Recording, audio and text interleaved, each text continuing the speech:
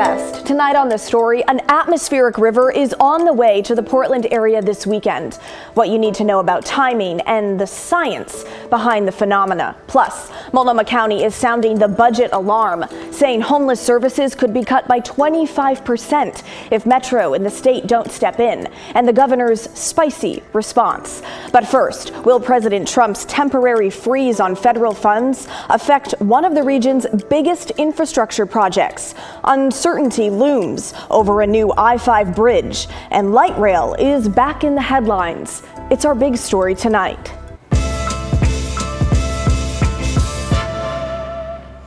Light rail being included in the new I-5 bridge plan has always been a sticky point, especially for many in Clark County. Last month, we told you about a snag in the light rail plan. Clark County's main public transit agency, C-Tran, came out in support of light rail 2 years ago, but only on the condition that they would not pay for any of the operations and maintenance costs. C-Tran's board of directors softened that stance in November, but then quickly seemed to regret it when they learned that their share of the bill would be around $6.8 million per year. I'm just really shocked by this. I would prefer us concentrating on C-Tran and how to benefit C-Tran with how we could expand rapid bus system with us on our side. This to me kind of looks to be C-Tran subsidizing TriMet. In January, the board started to consider whether to roll back its November decision, but ultimately pushed the vote to March, so that's still to come. In the meantime, however, one of C-Tran's member governments has already weighed in. Earlier this month, the Camas City Council took up a resolution to oppose light rail in the project altogether. But hold on, the train is going to Vancouver, not Camas, so why do they even care? Because to cover its share of the bill, C-Tran would likely have to increase the sales tax it uses to fund its operations. And the tax applies everywhere in C-Tran's service area, including Camas. Ahead of the vote on the resolution, the leader of the Interstate Bridge Project team warned the Camas Council that dropping light rail from the design would be difficult and costly, especially this far into development. You'll see him in the upper right-hand corner of the screen. This took us approximately two and a half years to get to this. Now, I'm not saying it would take us another 2.5 years if we were to eliminate, but it would take significant time. Every day that we miss here in this year, out in 2035, that adds up to $1 million a day in escalation and inflation costs. The council was not persuaded. The resolution opposing light rail passed unanimously. All right, no offense to Camas, but does it really matter? The light rail plan got unanimous support 2 years ago from the project's executive steering group, which includes Portland, Vancouver, and just about every regional government agency you can think of, but not the smaller cities. So not only is Camas outvoted on this, they don't really have a vote, but it is another knock on light rail's publicity.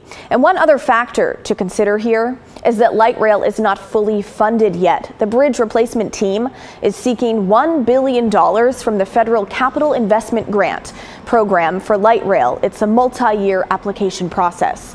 Now, we reached out to the team earlier this week to check if they feel they have to do anything in response to Camas's objections and to ask whether Camas's opposition could somehow harm the project's chances of landing that $1 billion grant. So far, they have not responded. But if we're talking about federal money, we can't ignore the murky federal funding landscape since President Donald Trump returned to the White House. The I-5 bridge project has already been awarded several other federal grants, including 2 that altogether are worth $2.1 billion. Just days into Trump's second term, his administration issued a memo that put a freeze on all federal assistance funding until the administration could root out funding going to things it does not like, described in the memo as DEI, woke gender ideology, and the Green New Deal. 22 states challenged the legality of the freeze, and a federal judge issued a temporary injunction to block it, although the states have alleged that the administration is not fully complying.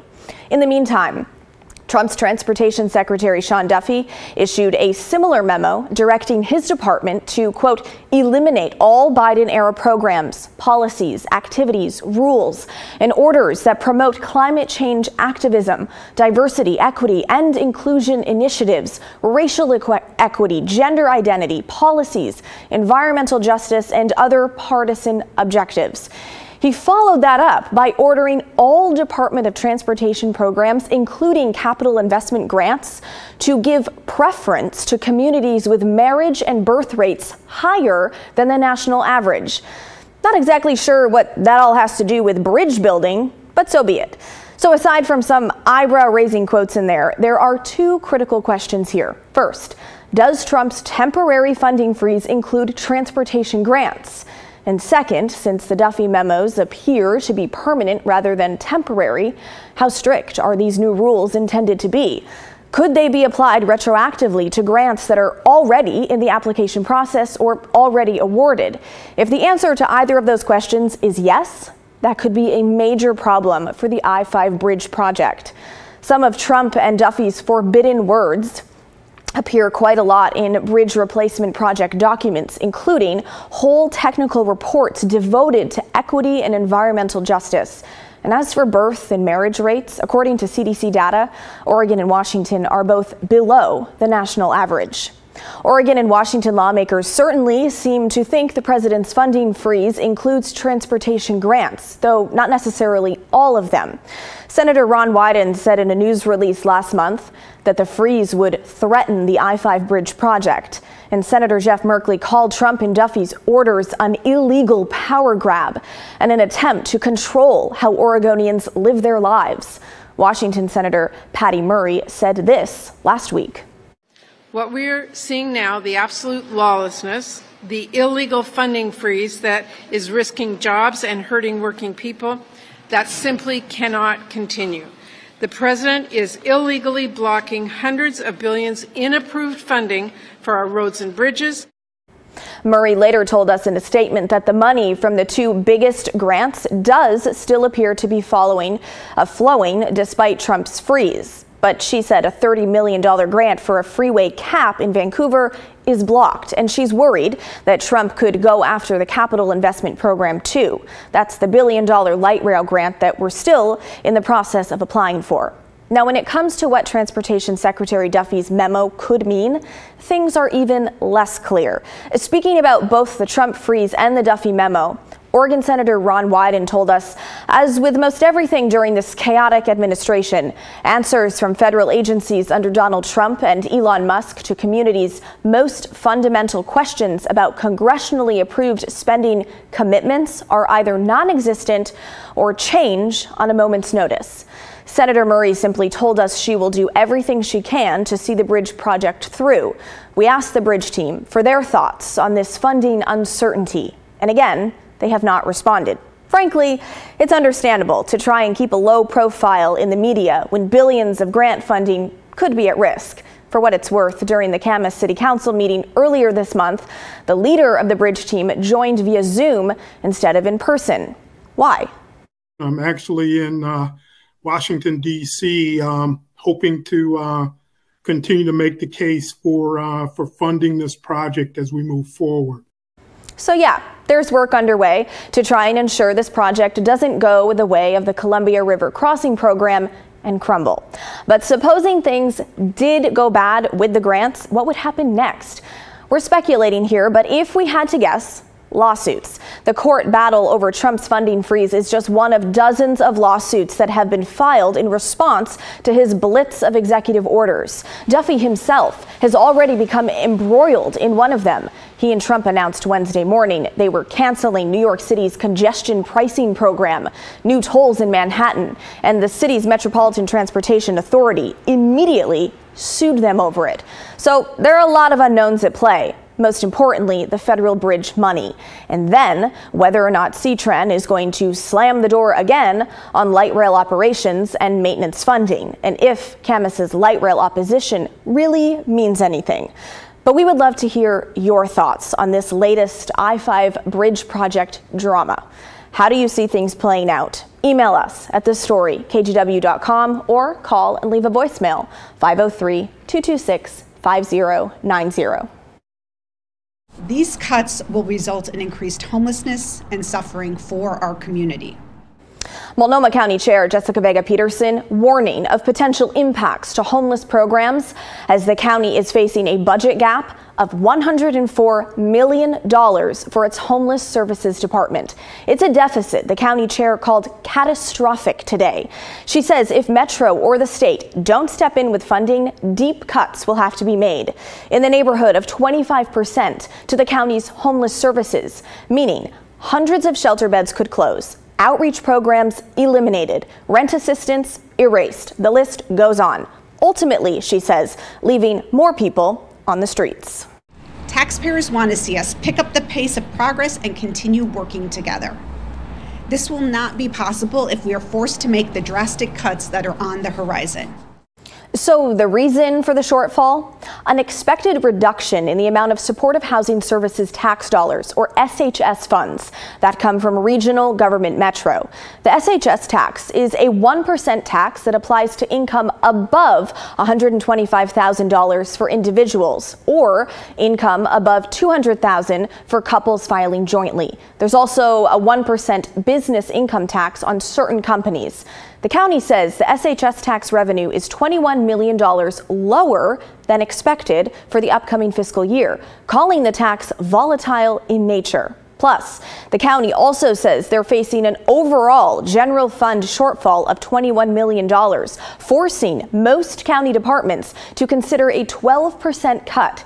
Chair Vega Peterson warns these cuts, particularly the ones to homeless services, will have an impact on our neighbors. I also believe deep cuts in Multnomah County services will have serious impacts on residents in Washington and Clackamas counties. For that reason, I have asked our regional partners, Washington County and Clackamas County, to join us in conversation to address near-term and longer-term regional funding challenges so we can help maintain services together. Chair Vega Peterson now asking the state and Metro to help fill the gap. She wants $55 million from the state and $30 million from Metro. According to Multnomah County, they have 20% of the state's population, but serve more than 40% of the state's homeless population. This morning, I've sent letters to the state of Oregon and Metro requesting that they each provide more resources to prevent devastating cuts to life-saving and life-changing services. I do want to be clear that I'm asking for existing resources that have already been raised from taxpayer dollars and do not request any new taxes to be raised. This afternoon, Metro sent us a statement saying they are still trying to learn more about the county's request, saying in part, our top priority, everyone's top priority, needs to be helping people get housed and sheltered and maintaining our successes. Every night, thousands of Oregonians sleep in beds furnished through the SHS program. Governor Tina Kotek taking a far stronger tone in a statement this evening, saying in part, I learned about this ask less than 24 hours before the news dropped. I have outstanding questions and potential concerns about how the county decided to make cuts to homeless services in their general fund. She went on, I am not prepared to take a position on whether to send one more state dollar to Multnomah County unless and until my office and the legislature have clear answers. Whew.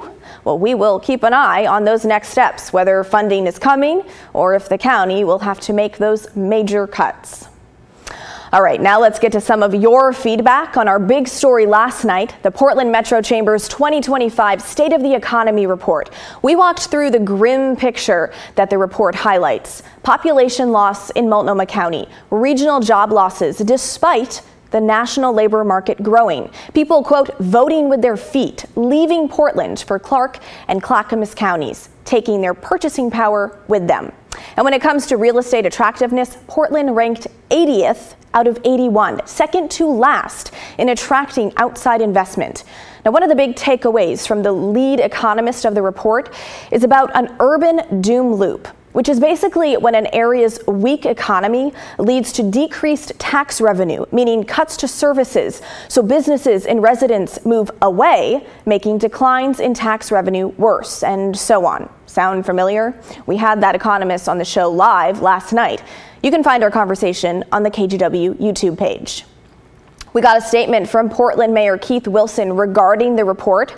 He says in part, let's be frank, we have some big economic headwinds. Portland has overcome serious economic challenges in the past and come out stronger. It's time to focus on proven solutions for a thriving economy with initiatives on livability, shelter for our homeless, and supporting economic opportunity. But when it comes to your feedback, many of you say we're already in the midst of a doom loop.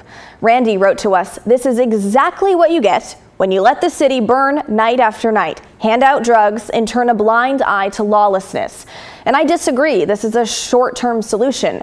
We'll take at least a decade to get out of this. Good luck. I'm not surprised, and until they start cleaning up Portland and telling people they cannot live on our streets, we are not going to get any better. And I know the people in Multnomah County are so overtaxed that it's just very sad. I'm in Clackamas County, and I don't blame them for moving out here. Now, how about this one from Kevin?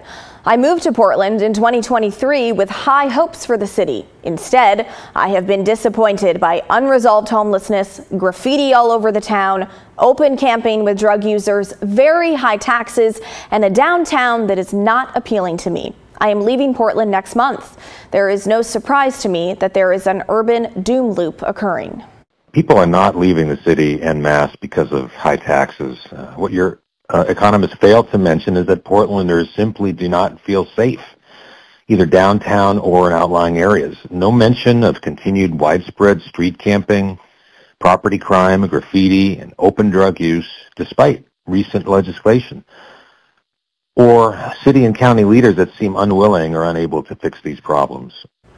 One viewer even called in with a potential solution to get us out of this economic downturn. We have overtaxed ourselves to provide for basic services. Do you know why Vancouver is so successful? It's because Washington State has a sales tax. The legislature should appoint a commission to design a rational sales tax that would replace personal income taxes and lessen property taxes for homeowners. Replace, not add to, existing taxes.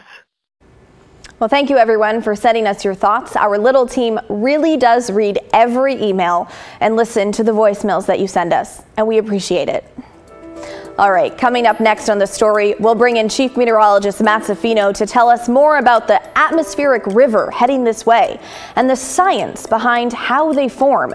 It's not your normal forecast. We're taking it a step further when the story returns.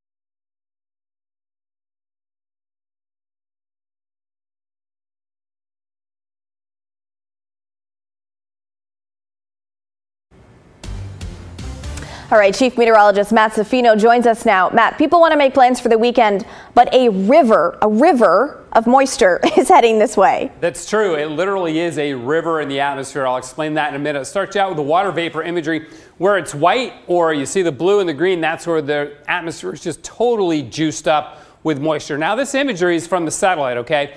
And it's basically showing us the amount of moisture in the upper part of the atmosphere. But atmospheric rivers are lower than that. They're down around 5,000 to 10,000 feet, and they are similar to an actual river that flows on the ground, right? Except it is a long, narrow, continuous band of moisture in the atmosphere. So that is the big difference. This is up in the sky. So how do they work? Well, here's how they work. Basically, it's not just the fact that there's this river of moisture across the ocean. What happens is you get this band of water vapor, which is anywhere from 200 to 400 miles wide. Oftentimes, though, the focus of the heavy rain is a lot narrower than that. Moves inland, and the mountains that it hits here on the west coast force all that moisture to rise. That, of course, causes condensation, producing rain. If it's cold enough, snow, but these are usually big rain events. And depending on how long they last, they can produce heavy rain, and they can be detrimental, but oftentimes they're beneficial. In fact, some studies have shown, Blair, that about 80% of the rainfall that California gets in any given year is due to atmospheric rivers. And a good percentage of ours here in Oregon also come with atmospheric rivers. Now, there's a scale to these, okay? Now, on the bottom, it's how long they last. 24 hours, 2 days, 72 hours, 3 days. On this side, on the vertical scale, it's the amount of moisture that they contain. I won't go to the sides of that because it gets kind of wonky, but it's integrated vertical transport of moisture, which is what we measure. One of the things we measure to guide these. But if you put it on a scale, 5 is exceptional, 1 is weak. This one coming our way this weekend is about a 4, which means it's categorized as extreme, and it's more kind of the middle end of extreme, not super extreme. So this will largely be beneficial to our water supply. And you can see where this comes from. Way down in the deep tropics of not even near Hawaii. Hawaii's way over here. This is originating down here in the southwestern Pacific, which is just a very moisture-rich area of the entire planet. And it gets all the way across the ocean, and it's aimed right here at the northwest. See how narrow it is right there? Yeah. Yeah. So some areas will just get absolutely hammered with heavy rainfall. Which areas might those be, you wonder? Well, for the valleys here, probably 2 to 3 inches of rain, which is significant. And this is basically from tomorrow into Monday, and even a little bit on Tuesday. But the South Coast, that's 6.5 inches of rain at Brookings. Mount Hood will probably see 3-4 inches of rain. So this is significant rainfall coming our way. It goes over a couple of days, so hopefully it's not too condensed. We're not expecting, believe it or not, any like widespread flooding, but we'll keep an eye on the rivers. We've got a weather impact alert for Sunday into Monday morning. I don't really expect much rain at all tomorrow. The heaviest rain will be Sunday and Sunday night, and then into Monday morning. So look out for flooded intersections, low spots on the roadways, areas with poor drainage. All of those areas may get flooded on Sunday and Sunday night right here in Portland and in the Valley. But up in the Coast Range and the Cascades, especially old wildfire burn scars where there's no vegetation. Good point. Yeah, we could get mudslides and landslides in those areas. So we'll be watching those. And it is going to rain at the ski areas too, which is a bit unfortunate. Do you want some good news, though, after all that? Please, okay. Yes. And it's Friday. Good news, please. Yeah, so look at the end of the 7-day forecast. Beginning on Wednesday, we've got sunshine. We're in the 60s. Wednesday, Thursday, and Friday. Okay. Right? Our warmest weather of the year. A little spring preview for you. I love that. Matt, thanks so much. And stick with us. We're back right after this.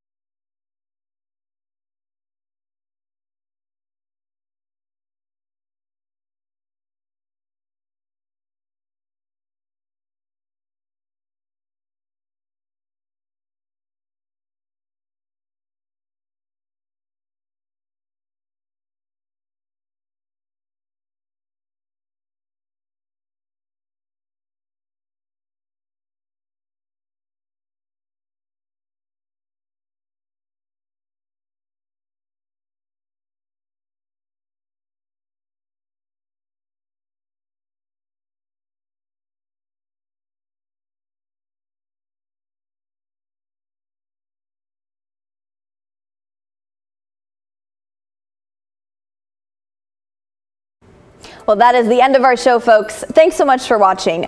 Don't forget, everyone has a story to tell. Timbers 360 is coming your way next, and the Timbers regular season opener is this Sunday over at Providence Park. That game is set to start at 1 o'clock. Now, if you ever miss an episode of the story at 6:30, we re-air the episode at 8:30 and 10:30 p.m. over on our streaming app, KGW+. You can download that free app right now. It's on Roku, Apple TV, and Fire TV. In the meantime, enjoy your weekend, and I'll see you right back here on Monday night at 6:30.